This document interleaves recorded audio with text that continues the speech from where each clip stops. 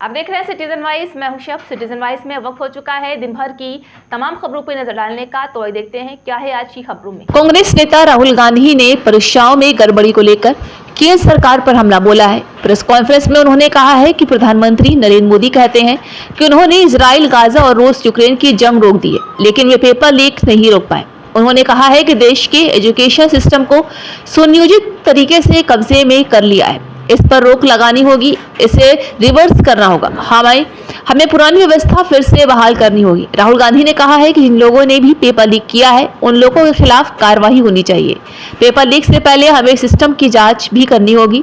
युवाओं के साथ खिलवाड़ हुआ है, नीट के पेपर लीक हुए हैं, यूजीसी नेट के पेपर में धांधली हुई है, सबकी जांच की जानी चाहिए। जहां कांग्रेस नेता ने कहा है कि संसद सत्र शुरू हो गया है, ये मुद्दा संसद में भी उठाएंगे। मध्य प्रदेश में व्यापम का जिक्र करते हुए राहुल गांधी ने कहा है कि पूरे देश में ऐसा ही तंत्र बनाने की कोशिश हो रही है, हमें इसे रोकने की कोशिश करनी चाहिए। राहुल गांधी ने कहा है कि पेपर लीक के राष्ट्र विरोधी गतिविधि है, सरकार इस गड़बड़ी पर रोक नहीं लगा पा रही है। हर परीक्षा का पेपर लीक हो रहा है, इससे मेहनती छात्रों के साथ धोखा हुआ है। देश के एजुकेशन सिस्टम पर बीजेपी को लोगों का कब्जा हो गया है।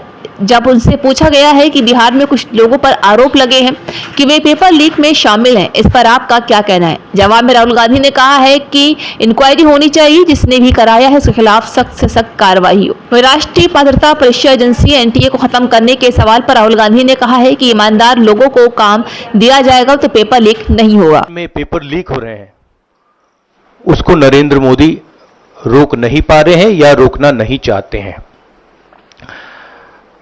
नुकसान स्टूडेंट्स का होता है, जो हिंदुस्तान के स्टूडेंट्स हैं। मैं जानता हूं कि आप इन एग्जाम्स के लिए महीनों सालों काम करते हो,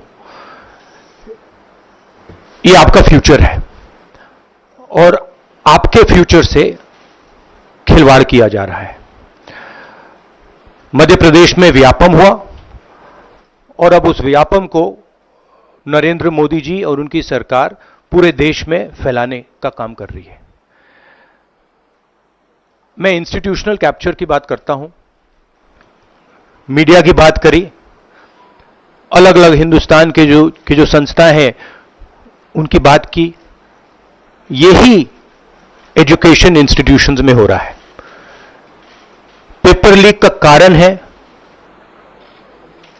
कि सारे के सारे वाइस चांसलर्स, एजुकेशन सिस्टम को बीजेपी के लोगों ने, उनके पेरेंट ऑर्गेनाइजेशन ने कैप्चर कर रखा है।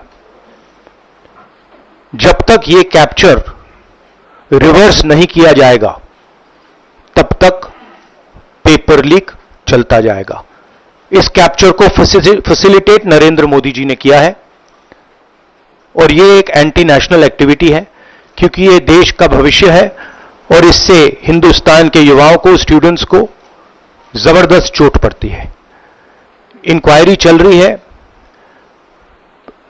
एक को आपने कैंसिल कर दिया है, अब पता नहीं दूसरे को कैंसिल किया जाएगा या नहीं किया जाएगा, बट कोई ना कोई तो इसके लिए जिम्मेदार है और उनको एकदम पकड़ा जाना चाहिए और उन पे एक्शन लिया जाना चाहिए। तो थी आज की अहम खबर। ताजा खबरों के अपडेट के लिए जुड़े रहिए हमारे साथ सिटीजन वाइज पर। हमारे चैनल को लाइक, शेयर और सब्सक्राइब करना ना भूलें।